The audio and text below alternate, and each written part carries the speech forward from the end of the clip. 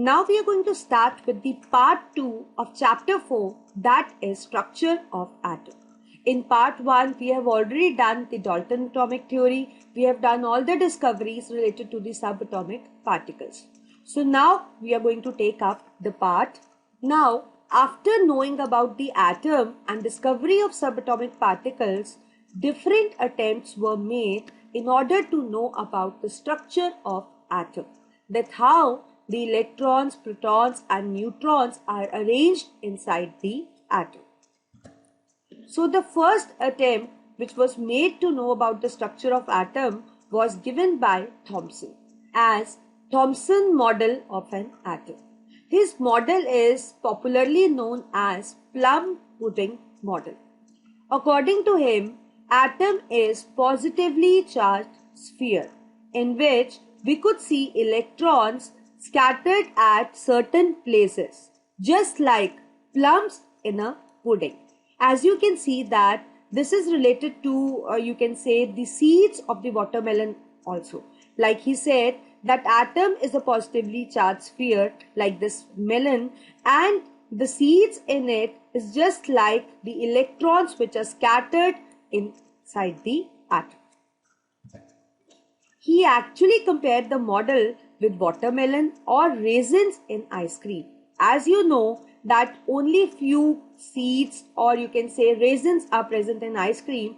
So likewise, only few negative charges are scattered inside the positive sphere of an atom. But he could not answer the few questions. So this actually led to the failure of this model.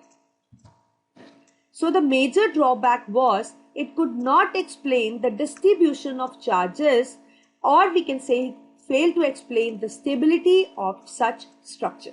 As you all know that he said that there are so many positive charges and few negative charges are scattered inside, but we all know that opposite charges attract each other, right? So how is it possible that these few negative charges remain scattered in such a huge positive sphere?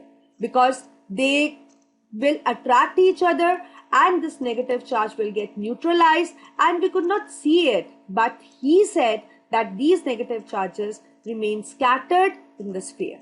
So this actually you can say led to the failure of his model, as he could not explain the stability and the distribution of charges inside the atom. Next came the Rutherford scattering experiment. Right, Rutherford tried to explain the structure of atom by conducting an experiment which is popularly known as the Rutherford scattering experiment. This experiment is very important, so let's study what actually is this experiment. He took an apparatus, as you can see in the figure. So what was there in the apparatus?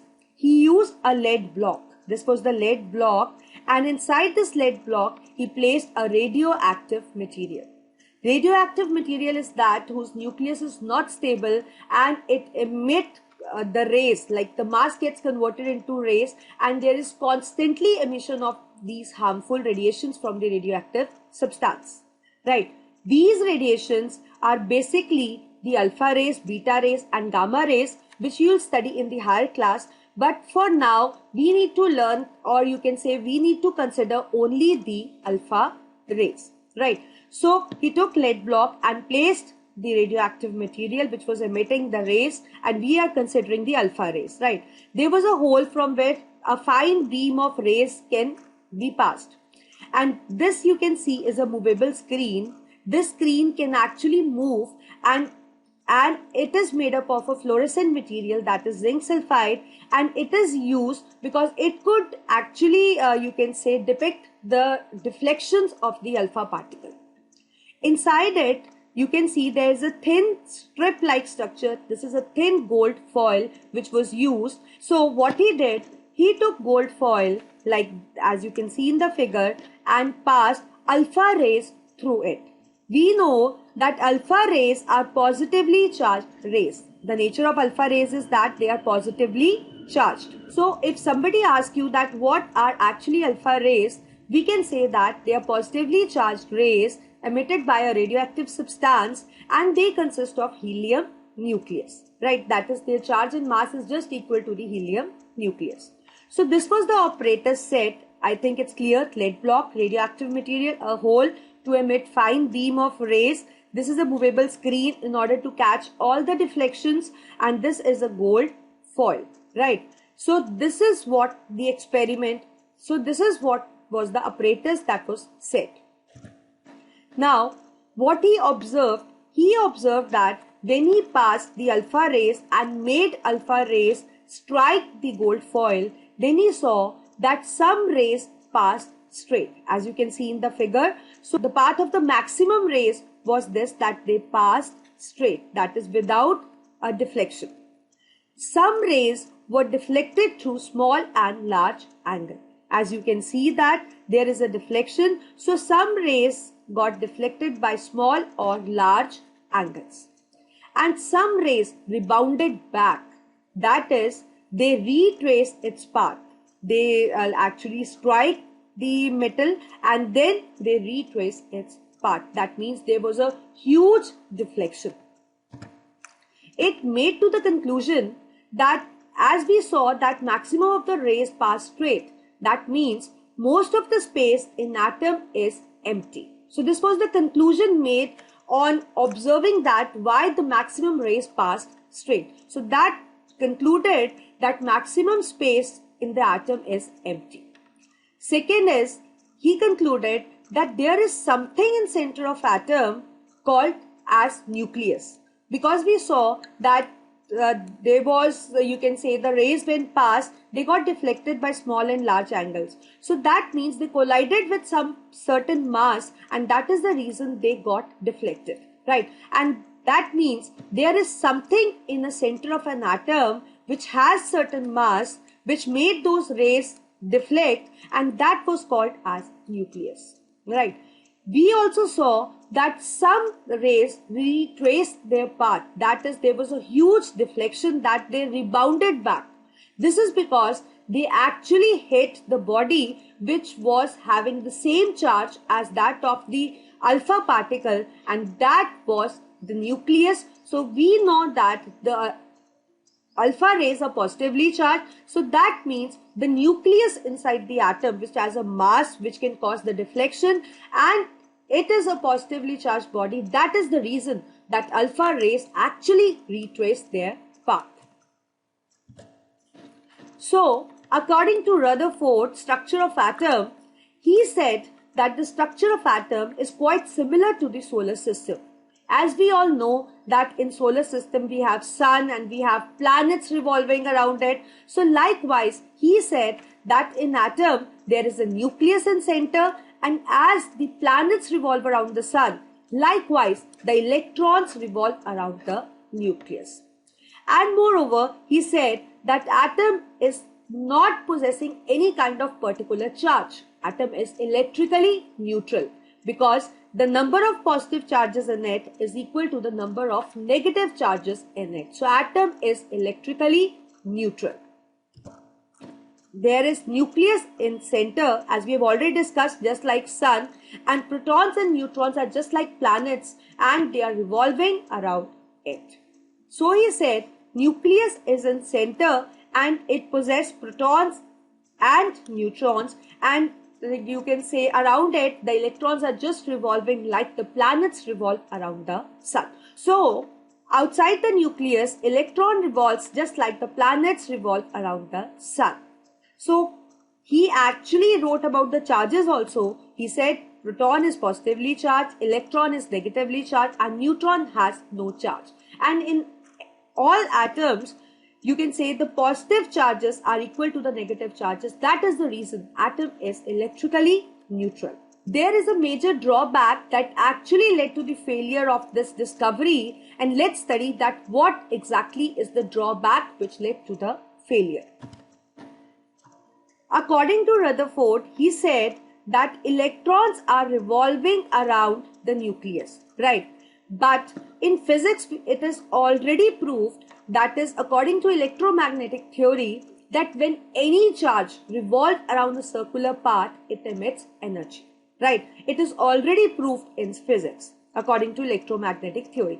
So if we apply that theory to this negative charge, because this is also a charge and charges always show a same kind of properties, right? So we can actually apply that theory to this charge also. So accordingly, this is also a negative charge and moving around the nucleus in a circular path. So it was said that when this charge is revolving around a nucleus in a circular path, it should also emit energy like other charges, right? And as a result, it should shorten its path. And if it does this thing, that means it is continuously emitting energy and the shortening of path is taking place. So it should spiral down into nucleus. But nobody has seen so far the electron lying in the nucleus, right? So this was the shortcoming of this experiment, which could not be explained by the Rutherford. So we can write in this way, as we know that electrons are also a charged particle and they are revolving in a circular path. So they should also emit energy like other charges, should shorten their path and finally should fall into nucleus. But this doesn't happen and this could not be explained by Rutherford. So this was the major drawback of Rutherford model of an atom, which led to the failure of this Rutherford scattering experiment as well as the model. Third attempt was made by Bohr. He gave Bohr theory in order to explain the structure of an atom. And he is the volunteer, that is the Niels Bohr, who gave this theory. He actually tried to give his best by covering all the drawbacks related to the Rutherford model. So according to him, the first postulate was that atom is electrically neutral. This was also said by the other scientists also, and it is proved by his experiments also. So he said that number of protons, that is the number of positive charges in atom, are equal to the number of electrons. So there is no net charge on an atom. Atom is electrically neutral, right? Second is this, that in center of atom there is a nucleus. In center of atom there is a nucleus present. In nucleus we have protons and neutrons. In nucleus we have protons and neutrons. Protons possess positive charge and neutrons are neutral, that is they have no charge. Outside nucleus there are certain shells. This was the major point which actually you can say covered the drawback of the Rutherford model. So he said outside the nucleus there are shells which are also called as energy levels, and we can designate those shells as K, L, M, N, or first shell, second shell, third shell, so on.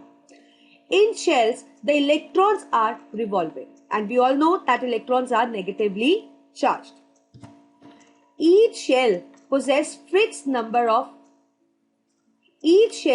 a fixed amount of energy. That is the reason they are called as energy levels, because they have fixed energy.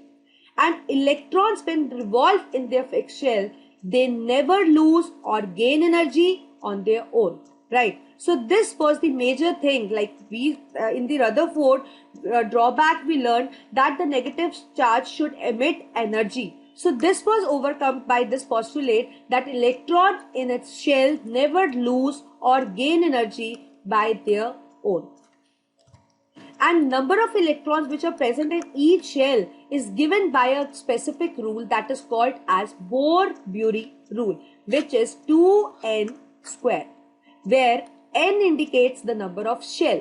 Like if we want to see that how many electrons are present in the first shell, so we are going to put this n as 1. So we get 2 into 1 square, which comes out to be 2. So in first shell, the maximum number of electrons that can be present is only 2. Likewise, if we want to see that how many electrons can be accommodated in the second shell, so we are going to put this n as 2, right? So when we'll put this n as 2, we'll get 2 into 2 square, which comes out to be 8. So the 8 electrons can be maximum accommodated in second shell. So by this rule, that is 2n square, we can actually know about the maximum number of electrons that any shell can hold. So the Bohr model was that this is an atom in which in center we have nucleus, around it we have shells, in nucleus we have protons and neutrons, and in shells we have electrons, and this is the first shell or K shell, L shell, M shell and so on, and electrons in each shell can be given by Bohr-Bury rule. Like in this figure we have 3 shells. So in first shell we have 2 electrons, in second you can see we have 8 electrons, in third we have 18, so on. We can calculate the number of electrons in each shell, and the shell can actually range from K to so on. Now we have some definition concerned with atom, right? As we have already studied about the structure of atom, so now it's the time to define certain terms. So the first term is atomic number. First term is atomic number. We designate the atomic number by Z. The symbol used for atomic number is Z. And what is atomic number? We all know that atom possess the protons, right? We have already studied. So in an atom there is a nucleus, and nucleus possess protons. So how many number of protons are there in an atom? That is called as atomic number, which we can write with the alphabet, that is Z. We also know that in any neutral atom, the number of protons are always equal to number of electrons. We have already studied that atom is electrically neutral. So obviously, if we have 6 protons, so obviously the atom is going to possess 6 number of electrons. That is the same number of electrons as the number of protons. So this is what is the atomic number. So if we study about the atomic numbers for different elements, let's say we take up from 1 to 20. So we saw that this is a series that ranges from atomic number 1 to atomic number 20. See, this is hydrogen. It is with atomic number 1. Helium is with 2. Lithium 3. Beryllium 4. Boron 5. Carbon 6. Nitrogen 7. Oxygen 8, fluorine 9, neon is 10, sodium is 11, magnesium 12, aluminium 13, silicon 14, phosphorus 15, sulfur 16, chlorine 17, argon 18, potassium 19, calcium 20. So these an atomic number actually determine the number of protons, or you can say the number of electrons which are present inside the atom. So see, we have so many atoms which are discovered so far, but up to your standard, it is necessary to learn at least atomic numbers of 1 to 20 elements, which we have already discussed. In the second series, you can say that we have mentioned the atomic mass. We are going to take up the atomic mass now. That what is actually the atomic mass? So the second definition is atomic mass, or we can also say it as mass number. We designate as A. Like its symbol is A. So what is mass number? We know that atom has protons, it has electrons, it has neutrons. So the protons indicate the atomic number. Likewise, if we calculate the number of particles inside the nucleus, that is the sum of protons and the neutrons. So they add up to give us the mass number of an atom. Right. So mass number can be simply defined as the number of nucleons in an atom, or it is equal to the sum of protons and neutrons which are present inside the nucleus of an atom. So this is what is mass number. So like you learned the atomic numbers from 1 to 20, so I think it's essential to have an idea about the mass numbers as well, ranging from atomic number 1 to atomic number 20. That is, we should actually learn these masses because they might be used. So the mass number of few elements I have listed below for you. Like hydrogen, if I talk about, it has mass number 1. Helium has mass number 4. Beryllium has 9. Oxygen has 16. Neon has 20. Argon has 40. So likewise, you have to remember the atomic mass as well. Now, how we represent an element? How we represent an element? See, we know that atom is designated by its atomic number and its mass number, right? So whenever you represent an element, you use a symbol. And we have already studied in the previous chapter that we have certain symbols, right? Like for aluminium we write Al, for sodium we write Na, for potassium we write K. So likewise you need to write a symbol, right? To a symbol we need to add the superscript and we need to add the subscript. And you have to remember that superscript is always a mass number and subscript is always the atomic number.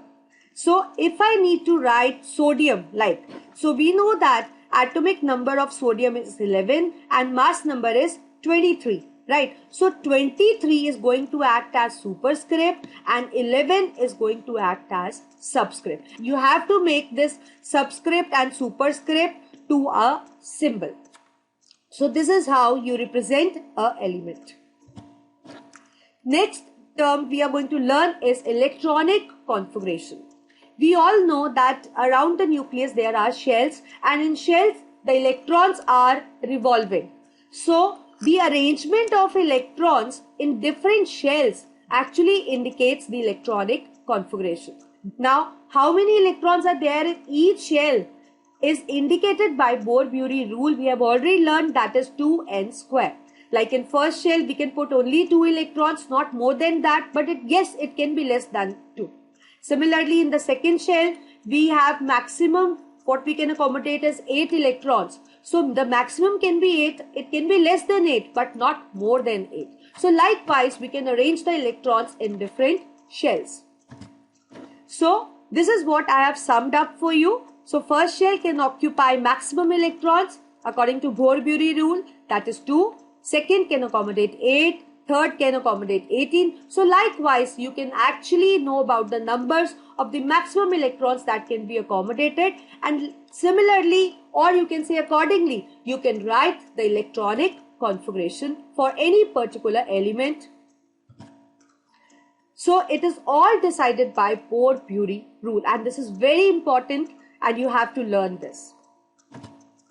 So if I write the electronic configuration for at least 1 to 20 elements we can discuss. So hydrogen is 1. For helium the electronic configuration is 2.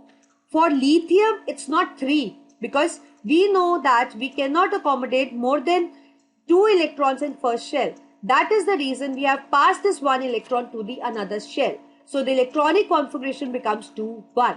Similarly for beryllium it is 2, 2. We can actually exceed these electrons up to 8 only, right? Because after 8 we have to fill the another shell, because we know that the second shell cannot accommodate more than 8. So I think it's clear that how you're going to write the electronic configuration. And please keep in mind, while you are writing the electrons of different shell, you have to separate them by using commas. So for sodium, we know that atomic number is 11, right? So how we are going to write the electronic configuration? First shell will accommodate 2 because it cannot accommodate more than 2. Second will accommodate 8. Again, it cannot accommodate more than 8. So the next electron will pass into another shell. So likewise, we can write for magnesium, for aluminium, for silicon, and we can go on filling till 8. But after 8, we have to pass the electron to the another shell, right? So this is how you write the electronic configuration.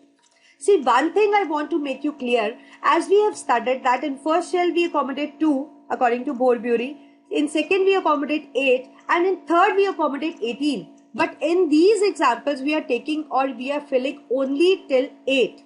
The reason being, you will learn in the 11th standard that this configuration is actually a simplest way of writing the electronic configuration. The actual configuration is somehow little different. We have subshells or certain things which are not of your standard. So in this class we are just filling up to 8, but otherwise when in 11th you will study, then you will just follow that rule 2, 8, 18, 32, and you will also learn the logic about it. So as far as this class is concerned, you have to fill the first shell by 2, maximum by 2, second by maximum by 8, and third also maximum by 8, and then you have to pass on to the another shell. Next term we have is valency. What is valency? It is actually a combining capacity of an atom. We know that in universe everything needs to attain stability. Everything needs to attain stability. Similarly, the atom has a tendency to attain stability. How it can attain stability? It can attain by losing or gaining or sharing electron, which is called as its combining capacity. So, which is the valency? Now, how we come to know about the valency of an atom? See, valency depends upon the valence electrons. Valency depends upon the valence electrons. Now, what are valence electrons? For example, we wrote the electronic configuration for sodium. You write it down in your copies. We have seen that atomic number of sodium is 11, right? So, when we write its electronic configuration, it becomes 281. It becomes 281, right? So, the first shell is complete. We know that first shell can accommodate only 2 electrons, and the 2 electrons are already there. Second is 8. We know that second shell is also complete because it can also accommodate maximum of 8, not more than that.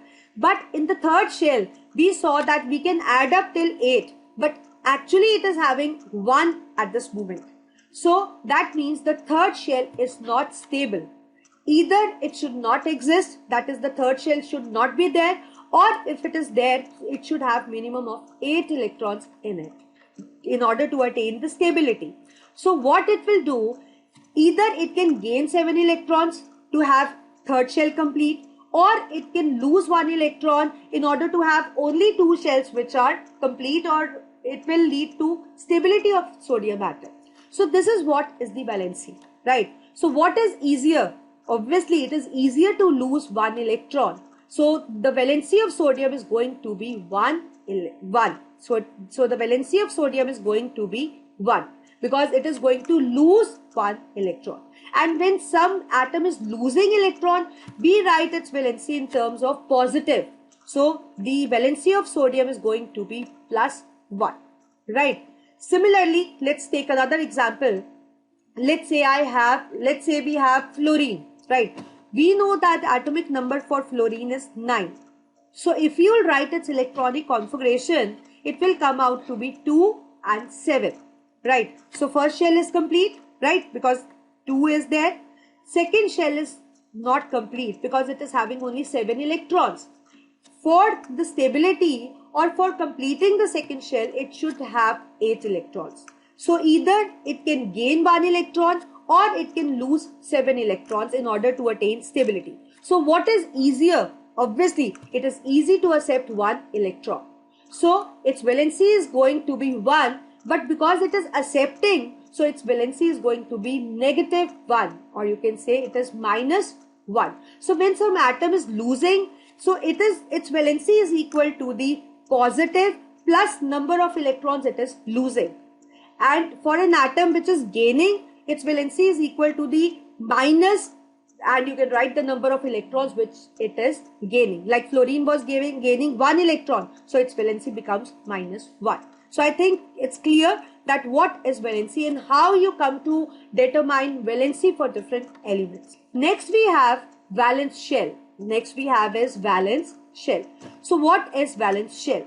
So if I say, like if I write electronic configuration for sodium, I know that I can write in a manner that is 281, right? So accordingly, we have seen that this is these are the electrons in the first shell, these are the electrons in the second shell, and these are the electrons in the third shell. And we call first shell as K, second as L, and third as M. So the last shell of an atom is called as valence shell. So in this example, M is a valence shell. So likewise, you can find out the valence shell for different atoms. Like one example I'm framing for you. Let's say if I have potassium. You all know that the atomic number for the potassium is 19. So write down the electronic configuration. Obviously, it is going to be 2881. Right. So how many shells it possesses? 2 that is K, L, M and N. So the last shell is the N one. So valence shell is N in case of potassium. So likewise, you can actually predict the valence shell for different elements. But yes, you need to write the electronic configuration. Like if you are not writing the electronic configuration, you cannot determine the valence shell. So it is necessary to write the electronic configuration. Next we have is valence electrons. It is very simple. See, the electrons which are present in the valence shell are the valence electrons. Like we wrote for sodium, it is 2H1. So how many electrons are there in the valence shell? Obviously it is 1. So in this case, the valence electron is 1. Likewise, if I frame one more example, let's say if I have neon, we know that the atomic number for neon is 10, right? So if we write its electronic configuration, it is going to be 2, 8, right? So which is the valence shell? Obviously, the L is going to be the valence shell. So how many electrons are there? That is 8. So in neon, the valence electrons are 8. So likewise, you can write the valence shell, you can write the valence electrons for different atoms. But yes, you need to remember the atomic number, you need to remember their electronic configuration, and then make out the valence shell, and then only you can write the valence electron. And even if you're predicting the valency, it's very important to write down the electronic configuration. Don't mug up things. Try to write them, try to make them, and try to go logically. Next term we have is isotopes. What are isotopes? See, isotopes are those elements, like we come across so many elements. So those elements which have same atomic number but different mass number. Like we come across certain elements that they have the same atomic numbers, that is they have same protons, they have same electrons, but they have different mass number. Let's write few examples. For carbon, like we have two isotopes, carbon 12 and carbon 14. Similarly for oxygen, we have oxygen 16, oxygen 17, oxygen 18. For uranium, we have 235 and 238. I have just written their mass numbers, right? Or you can say the atomic masses, because atomic mass and mass number is one and the same thing. So they all are having the same atomic numbers, but they are possessing the different mass numbers, right? Like if I wrote carbon 12 and carbon 14, this is indicating their masses. So atomic number is 6 for both of them, but the mass is 12 for certain carbon atoms and 14 for certain carbon atoms. Likewise, we have for oxygen, we have for uranium, we have for hydrogen, but it's not compulsory that isotopes exist for all elements. It's not like that. It exists only for few elements. So what common they have, or you can say what different the isotopes possess? They have same number of protons, they have same number of electrons, they have same symbol, even they have same valence shell, they have same valence electrons, they have same valencies. They differ only in number of neutrons. That is why they differ only in the atomic mass. Next we have is isobars. What are isobars? See, isobars are those elements which possess same mass number. See, it is in contrast with isotopes now. Isotopes possess same atomic number but different mass number, and here the isobars possess same mass number but they have different atomic number. Like calcium, we know that atomic number for calcium is definitely 20, and for argon it is 18, but they have same mass number, that is 40. So they are isobars. So if you get a question like this, that calcium 40 and argon 40, what relation they share? So you will write that they are isobars. So let's see what similarity or what difference they possess. As we know, the atomic number is different and mass number is same. So everything is going to be different from the isotopes now. Like they'll have the different number of protons, they will have different number of electrons, they will not have the same symbol, they won't have same valence shell, valency or valence electrons, but yes, they will now have the same number of neutrons, right? So this is what they are called as isobars. Third, we have isotones. What are isotones? See, isotones are certain elements which possess different atomic number, they have different mass number, but they have same number of neutrons in them, right? The protons are different, the electrons are different, right? But the neutron number is similar in them. Like we have oxygen, nitrogen and carbon. The three of them possess different masses, they possess different atomic numbers, but the neutrons in three of them is same, that is 8 neutrons. So this is what is isotones. So if you get a question like this, that you have certain elements and they share same number of neutrons, so what relation they possess? They possess that they are isotones. And like if you get a question where the atomic number is same and mass number is different, so what relation they share? They are isotopes. And if you get a question or a few elements that mass number is same but atomic number is different, then you will write that they are isopaths. So this is how you are going to make out the relations between the different elements. So I think you got it. So with this we finish this chapter. So now in the next part we are going to take a few tricky questions in order to see that what you have learned so far. Thank you.